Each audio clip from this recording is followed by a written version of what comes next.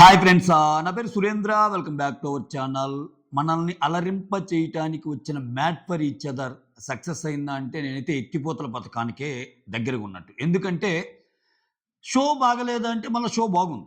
Show కరెక్ట్‌గా గాని కొన్ని చేంజెస్ చేయగలిగితే షో బావుంటది. ఇంకా చాలా ముందుకు ఎళ్ళే అవకాశం ఉన్నా గాని ఎందుకంత బజ్ రావటం లేదు? సో, ఏంటి కారణాలనేయి ఈ వీడియోలో మాట్లాడుకుందాం. పొరపాటున ఈ వీడియో గాని మేకర్స్ దాకా చేరితే నెక్స్ట్ వాళ్ళేదైనా ప్లాన్ చేసుకుంటే కొంచెం ఇప్పుడు నేను చెప్పే విషయాలు యాజ్ ఈజ్‌గా కాకపోయినా వాళ్ళకి ఓకే. ఇది చేంజ్ అయితే బాగుండని వాళ్ళకి గూడా అనిపిస్తే అవి చేంజ్ చేసుకుంటే కొంచెం బెటర్ వెర్షన్‌గా తయారయ్యే అవకాశం ఉంది నెక్స్ట్ వచ్చే shows. So, one by one ఎళ్ళిపోదాం. మ్యాట్ ఫర్ ఈచ్ అదర్ చాలా హమ్మయ్య! Big boss to big boss మధ్య చాలా టైం ఉంటది. ఏయన్నా మంచి షోస్ వస్తే మంచి ఎంజాయ్ చేయొచ్చు అనుకున్న వాళ్ళు చాలామంది ఉంటారు. బేసికల్‌గా వాళ్ళు తెలుసుకోవాల్సింది ఏందంటే makers regular serials, regular dance షోలు, రెగ్యులర్ కామెడీ షోలకి, రియాలిటీ షోస్‌కి ఒక డిఫరెన్స్ ఉంటది. రియాలిటీ షోస్‌కి ఒక సెట్ ఆఫ్ ఆడియన్స్ ఉంటారు. ఏందంటే వాళ్ళు రియల్‌గా ఎలా ఉంటున్నారు, ఏంటి ఆ గొడవలేంటి, దాని ద్వారా వాళ్ళు కొంచెము ఎంగేజ్ అవుతా ఉంటారు. గొడవలు పడటము, అయి సర్దుకోవటం ఇయన్నీ ఇట్లా ఉంటది ప్యాటర్న్. ఇక్కడ గాని చూస్తే సో, చాలా కారణాలు. కొన్ని కారణాలు నేను వన్ బై వన్ ఎళ్తాను. దీనికి మెయిన్ ఏంటంటే లీక్స్ ఎక్కువగా రావటం. లీక్స్ ఎక్కువగా అంటే లీక్స్ మరి బిగ్ బాస్‌కి కూడా వస్తాయి. బిగ్ బాస్‌కొచ్చేదానికి దీనికి తేడా ఏందంటే షో స్టార్ట్ అయ్యి 1 వీక్ అయింది. 1 వీక్‌లో ఫస్ట్ ఎలిమినేషన్ కాలేదు. నో ఎలిమినేషన్ పెట్టారు. అందరికి ఛాన్స్ ఇవ్వాలని. ఏది మహేష్, సాంద్ర అండ్ సిద్ధు, సోనియా అండ్ వసంతి, పవన్ కళ్యాణ్ ముగ్గురులో బాటంలో ఉంటే ఆ ముగ్గురులో ఎక్కువ మంది వసంతి, కళ్యాణ్ వాళ్ళు బాగానే పెర్ఫార్మ్ చేశారంటే వీళ్ళిద్దరిని చూజ్ చేసుకుంటే వీళ్ళిద్దరిలో కూడా ఎవరిని తీయల. సో, ఇక్కడ లీక్డ్ అప్డేట్ అని ఎందుకంటున్నా అంటే ఆల్రెడీ 10 మంది వెళ్ళిన షోలో ఎంతమంది ఎలిమినేట్ అయ్యారని అప్డేట్స్ వచ్చినాయి తెలుసా మీకు? ఈ షోని అందరూ చూడరు. కోర్ బిగ్ బాస్ లవర్స్ అంటాను చూసావా? అలానే కోర్ రియాలిటీ షోస్ చూసేవాళ్ళే చూస్తారు. దానికి తోడు అది హాట్‌స్టార్‌లోనే వస్తాయి కాబట్టి.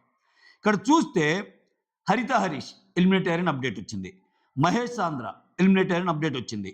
సంధ్య బిట్టు ఎలిమినేట్ అయ్యారని అప్డేట్ వచ్చింది. అంజలి పవన్ ఎలిమినేట్ అయ్యారని అప్డేట్ వచ్చింది. శివ్ ప్రియాంక ఏదో ఇంజురీ వల్ల ఎలిమినేట్ అయ్యారని అప్డేట్ వచ్చింది. 5గురు ఎలిమినేట్ అయ్యారని ఆల్రెడీ అప్డేట్ వస్తే ఇంక షో మీద ఏం ఇంట్రెస్ట్ ఉంటది? నేను ఎందుకు చెప్తున్నా అంటే మేకర్స్ ఎందుకంటే ఇప్పుడు 10 మంది జంటల్లో ఎవరో ఒక జంటకి అట్రాక్ట్ అయినోళ్ళు కొంతమంది ఉంటారు. సే ఫర్ ఎగ్జాంపుల్ అంజలి పవన్, లేకపోతే బిట్టు అమ్మాయి పేరు ఏం పేరు? సంధ్య అండ్ బ్రిటో. సో, చాలా మందికి కొంతమంది నచ్చొచ్చు. వాళ్ళు నచ్చినప్పుడు వాళ్ళ ప్లేని చూద్దాము అనే ఆసక్తి, చివరిదాకా వాళ్ళుంటే బాగుండు అనే ఆసక్తి ఎక్కువుంటది. అవును, ముందుగానే 5గురు పేర్లు ఎలిమినేట్ అయ్యారని నీకు తెలిస్తే, ఆ 5గురిలో నీ ఫేవరెట్ కంటెస్టెంట్ పేరుంటే ఇంకెవడు చూస్తాడు? అరే మనం చూసేదే వాళ్ళ కోసం కదరా! అయ్యో సంజయ్ బిట్రో ఎళ్ళిపోయారా? అయ్యో అంజలి పవన్ ఎళ్ళిపోయారా? అయ్యో హరిత హరీష్ ఎళ్ళిపోయారా? అయ్యో మహేష్ చంద్ర ఎళ్ళిపోయారా? అయ్యో ప్రియాంక జైన్ ఈళ్ళెళ్ళిపోయారా? అన్న ఇదొచ్చినప్పుడు షో మీద ఉండదు. సో, బిగ్ బాస్‌లో లీక్స్ ఉంటాయి. కానీ ఎప్పుడొస్తది ఎలిమినేషన్ అయ్యేది Saturday eliminate Saturday shoot Saturday Sunday shoot అయ్యిద్ది కాబట్టి సాటర్‌డే సాయంత్రానికి లీక్డ్ అప్డేట్స్ వస్తాయి. ఆ పర్టిక్యులర్ వీక్ ఎవరు వెళ్తారో తెలిసిద్ది. ఒక్కరోజు ముందు తెలిసిద్ది. దానివల్ల పెద్ద ఫరక్కేం ఉండదు మనకి పెద్దగా. ఇంకెలాగూ దాన్ని ఆపలేరు. కానీ ఇది ఈళ్ళు ఎప్పుడో బిగిన్ చేసి రియాలిటీ షో అంటే దానికి తగ్గ ఛాయలుండాలి గదా! సో, దీనికి విరుద్ధంగా 5గురు ఆల్రెడీ ఎళ్ళిపోయన్నప్పుడు వాళ్ళ ఫేవరెట్ కంటెస్టెంట్స్‌ని షోని చూసే జనాలు తగ్గిపోద్ది. అసల ఈ షోని చూసే కోర్ లవర్సే తక్కువుంటారు. వాళ్ళలో వాళ్ళ ఫేవరెట్స్ ఎళ్ళిపోయినప్పుడు ఇంకేముంటది? ఇదొక పాయింట్.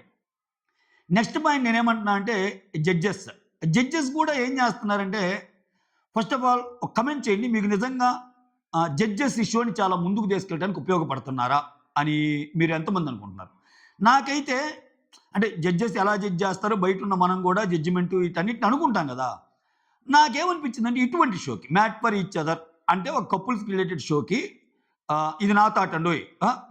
మీరు ఏకీభించాలని లేదు.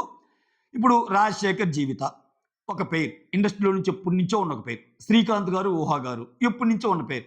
ఇప్పుడు రకరకాల షోలకి రకరకాల మందిని ఆఫర్ చేస్తున్నారు. చాలామంది వస్తున్నారు. ఓయమ్మ! పెద్ద పెద్ద స్టార్ హీరోయిన్స్‌గా ఎదిగినోళ్ళు కూడా రాధ, రాధిక, ఖుష్బు ఎంతమంది బుల్లితెరకి జబర్దస్త్ జడ్జిలుగా, ఢీ షో జడ్జిలుగా తర్వాత హీరోయిన్స్ సైతం వస్తున్నారు. సో, నిన్న లేదు మొన్నొచ్చి నిహారిక అదరగొడుతుంది ఆటా షోలో. సూపర్ చేస్తుంది నిహారిక. అట్లా సో, ఖచ్చితంగా పేమెంట్స్‌ని బట్టి వాళ్ళ అవైలబిలిటీ కూడా ఇప్పుడు రాజశేఖర్, జీవిత, శ్రీకాంత్, ఊహాని వాళ్ళు గాని అడిగితే ఖచ్చితంగా వస్తారు. నేను ఎందుకు వీళ్ళని అంటున్నా అంటే వీళ్ళు కూడా జడ్జ్ చేయగలరు. రాధా గారికి కూడా చాలా అనుభవం ఉండొచ్చు. కానీ సో, ఆ కోషెంట్ ఏదైతే ఉందో చూడాలన్న ఒక ఇదిని పెంచినట్టయింది. ఎందుకని? ఇండస్ట్రీలో చాలా రోజులుగా ఉన్న కపులు. సో, వాళ్ళ జీవితంలో ఇటువంటివి జరిగినప్పుడు ఎలా ఫీల్ అయ్యారు అని హోస్ట్ స్థానంలో ఉన్న శ్రీముఖ్ అడగటం ఇట్లాంటివి చేయొచ్చు. ఇంకా శ్రీముఖ్ వస్తే ఆమె కొంచెం ఎక్స్‌ట్రీమ్ అంటే ఏందంటే, శ్రీముఖ్ ఇది ఎలా ఉంటదంటే ఎంతసేపటికి టీఆర్‌పీ తెచ్చే ప్రయత్నంలో కొన్ని అసలక్కడ అంటే అన్‌న్యాచురల్ అనిపిస్తాయి. అక్కడ ఏడవకముందే నేను ఆల్రెడీ చెప్పేది ఓకే. ఏడవకముందే మీరు ఏడుస్తున్నట్టున్నారు. మీరు చాలా ఎమోషనల్‌కి గురవుతున్నారు అంటారు. అప్పటిదాకా లేని థాట్‌ని వాళ్ళకి క్రియేట్ చేయటం. ఈ అమ్మాయి ఇదొక స్టైల్ ఆఫ్ యాంకరింగ్. ఇప్పుడు సుధీర్ ఉన్నాడనుకో తన మీద తను జోక్స్ చేసుకుంటాడు పాపం ఎవరిని ఇది చేయడు. నెక్స్ట్ హైపర్ ఆది ఉన్నాడనుకో అందరి మీద జోక్స్ చేస్తాడు. తన మీద తను వేసుకోడు. ఇట్లా ఒక్కొక్క యాంకర్‌ది ఒక్కొక్క స్టైల్ ఉంటుంది ఒక్క హోస్ట్. తిని స్టైల్ కొంచెం డిఫరెంట్. ఆఫ్‌కోర్స్ ఆమె హోస్ట్ చేస్తున్నాయి హిట్ అవుతున్నాయి కాబట్టి ఉంచుకున్నారు ఓకే. ఇప్పుడు ఫర్ ఎగ్జాంపుల్ ఈరోజు షోలో చూస్తే ఇప్పుడు ప్రియాంక జైన్ అండ్ సింహ మేము క్విట్ అవుతాం అంటారు. ఓకే మేము క్విట్ అవుతాము. ఎందుకంటే లవ్ గురినే కొడతాము అని హరీష్ అంటే దాన్ని అసలు కన్సిడర్ కూడా చేయకుండా మాకు 35 ఇచ్చారు వాళ్ళకి 30 ఇచ్చారు ఏంది అరాచకం సో మాకు నచ్చలేదు అన్నట్టు అంటే ఇది నిజంగా ఇప్పుడు అనుకున్నారా మీరు ఇంతకు ముందే వెళ్ళాలనుకున్నారా మీ పార్ట్నర్ మీద ఒట్టేసి చెప్పండి అంటది. ఎందుకు ఈ ఒట్లు ఇప్పుడు ఒక రియాలిటీ షోలో ముందుకెళ్ళడానికి ఒక్కొక్కరి స్ట్రాటజీలు ఒక్కొక్క రకంగా ఉంటాయి. జనాలను ఏ రకంగా ఆకట్టుకుంటున్నారు వాళ్ళు మాట్లాడేది నిజమా అబద్ధం అనేది తెలిసింది. సో కొంచెం మేము ఎక్స్ట్రీమ్ లెవెల్కి వెళ్తుంది అనిపిస్తుంది నాకు ఓకేనా. సో జడ్జెస్ని కొంచెం పెయిర్స్ కింద ఉన్న జడ్జెస్ని ఎందుకంటే ఇది పెయిర్స్ షో పెయిర్స్ కింద ఉన్న జడ్జెస్ని కానీ తెచ్చి ఇంకా కుదిరితే నన్ను అడిగితే ఇంకా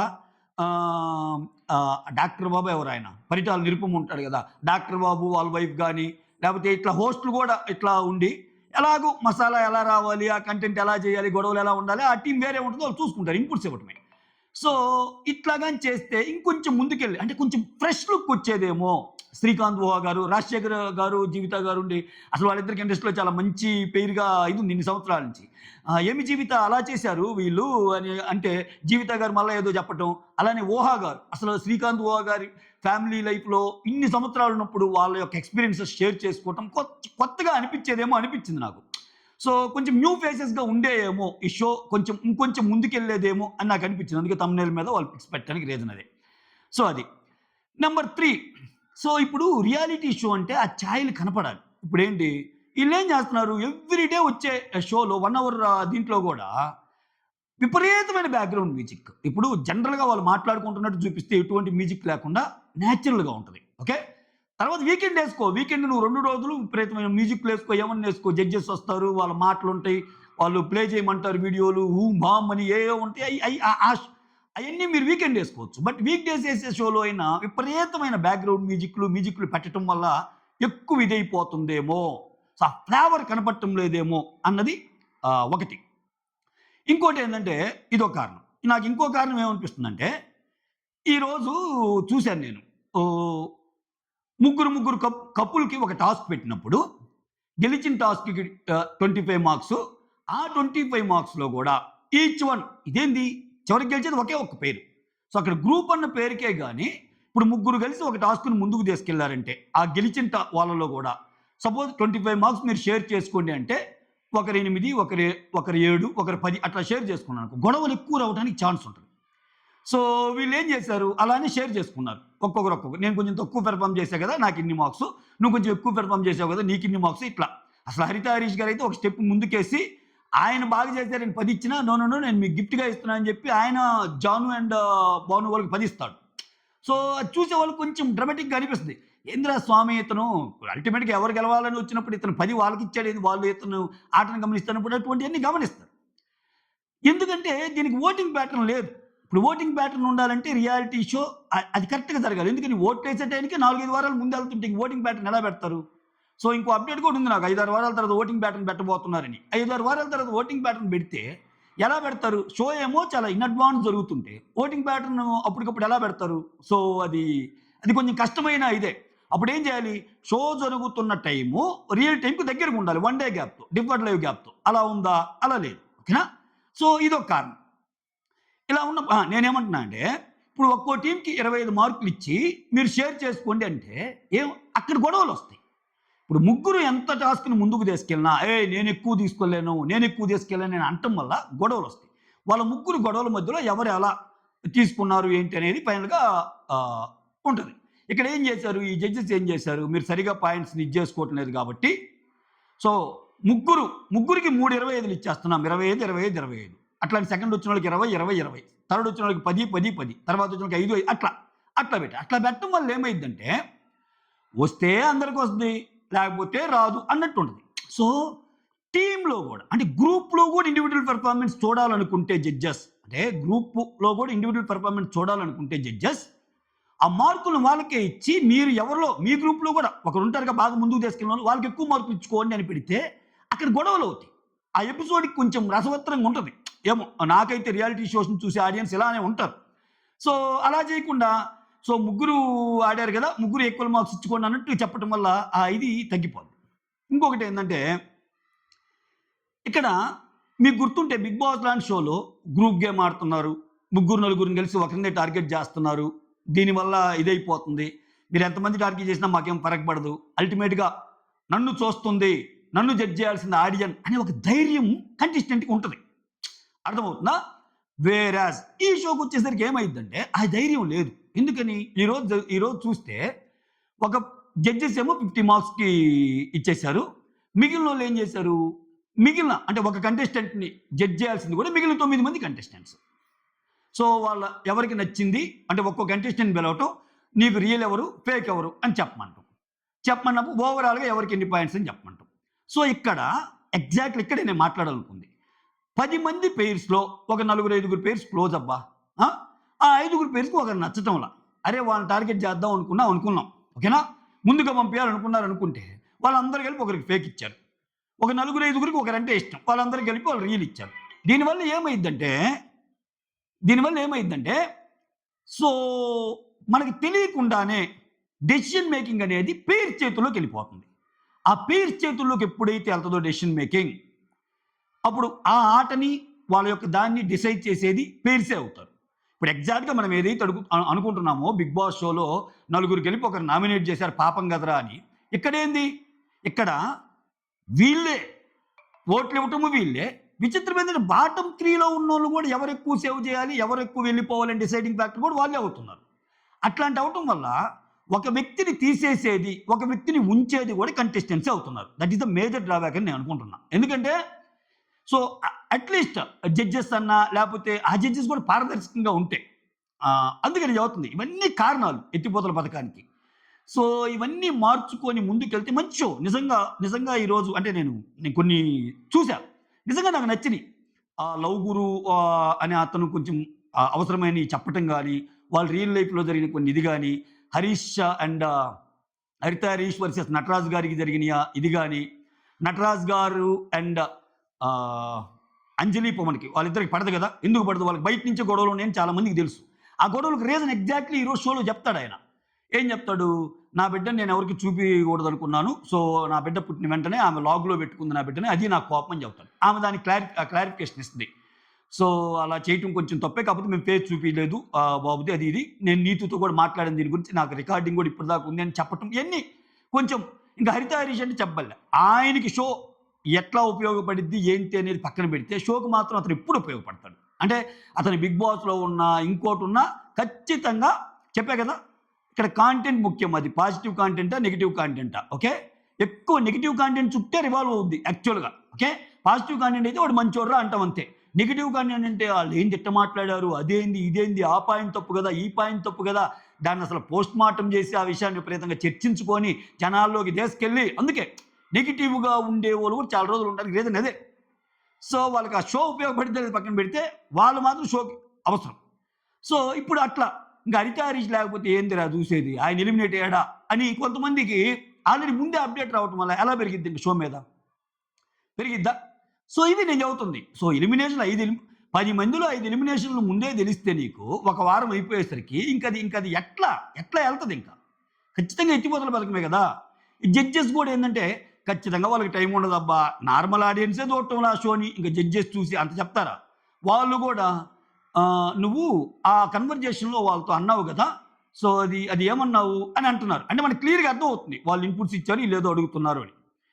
సో, కొంచెం రియాలిటీగా కొంచెం వాళ్ళకి చెప్పినా గాని ఆ అడిగే ఇది గాని కొంచెం ఇంకా కొంచెం బెటర్‌గా చేయొచ్చేమో అన్న ఫీలింగ్ అయితే నాకొచ్చింది. సో, జడ్జెస్ గాని, ఆ తర్వాత షో ఫార్మాట్ గాని, ఎలిమినేషన్ ప్రాసెస్ గాని, సో, నామినేషన్స్ ఇది గాని, ఇవన్నీ మ్యాటర్సే. ఇవన్నీ లేనప్పుడు ఏమైద్దంటే, అల్టిమేట్‌గా ఎవరిని ఎలా పంపాలి? ఇప్పుడేంది ఇది ఓపెన్ గ్రూప్ గేమ్ అన్నట్టు. ఓపెన్ గ్రూప్ గేమ్ అంటే ఆబ్వియస్‌గా ఒక 5, 6 బన్నోళ్ళు ఎవరైనా ఉన్నారనుకో, ఒకరు ఉంటారబ్బా యథార్థవాది ఆళ్ళనే మాటలు కొంతమందికి నచ్చవు. కానీ బయట జనాలు లైక్ చేస్తారు వాళ్ళని. షో చూసే జనాలు వాళ్ళకిష్టం. ఇది ఒక వెరైటీగా ఉంటది. ఈ బిగ్ ఈ రియాలిటీ షోస్ ఎలా ఉంటాయంటే, ఒకరు చాలా మందికి నచ్చరు. ఓకే. ఇప్పుడు బెస్ట్ ఎగ్జాంపుల్ ఆ సీజన్‌లో సంజన గారంటే చాలా మందికి నచ్చరు. ఎప్పుడు నామినేట్ చేస్తా ఉండేవాళ్ళు. కానీ ఆమెను టాప్ 5 దాకా తీసుకెళ్లారుగా. ఏంటి జనాలకి ఆమె కనెక్ట్ అయింది. ఓకే. షో ఇదైంది ఆమె వల్ల కదరా అన్నట్టు. అట్లా బయట చూసే ఆడియన్స్ పర్స్పెక్టివ్ ఒకలాగా ఉంటది. వాళ్ళ పర్స్పెక్టివ్ ఒకలాగా ఉంటది. ఇక్కడ ఏందైందే వాళ్ళకి నచ్చకపోతే బయటికి రావడం అన్నట్టు తయారవ్వటం వల్ల ఆ షో ఫ్లేవర్ అనేది ఖచ్చితంగా పోతుంది. సో, ఇవైతే నాకు అనిపించింది అబ్బా! ఆహ్, ఇది మీకేమనిపించిందో కమెంట్ చేయండి. So, that's all. అప్పుడప్పుడు రెగ్యులర్ రివ్యూస్ అంటే కష్టంలెండి. ఏమన్నా ఫార్మాట్ మారితే ఇవ్వచ్చు గానీ, బట్ ఎందుకో నాకు ఈ వీడియో చేయాలనిపించింది. నెక్స్ట్ షోస్ ఏదన్నా వచ్చినా గానీ, వాళ్ళకి కొంచెం ఇదిగా ఉంటదని. బట్ ఇంట్రెస్టింగ్ విషయాలేమన్నా ఉంటే ఖచ్చితంగా మాట్లాడే ప్రయత్నం చేద్దాం షోలో గూడా. అంటే point to point show start అయింది. ఇది ఇట్లా ఎళ్ళకుండా ఓవరాల్ సమ్ అప్ చేసినప్పుడు మనకి ఇంట్రెస్టింగ్ టాపిక్స్ ఏదైనా ఉన్నప్పుడు ఖచ్చితంగా మీ ముందుకు తెచ్చే ప్రయత్నం చేస్తా. That's all. Thank you so much for watching my video. Signing off. Me Surendra.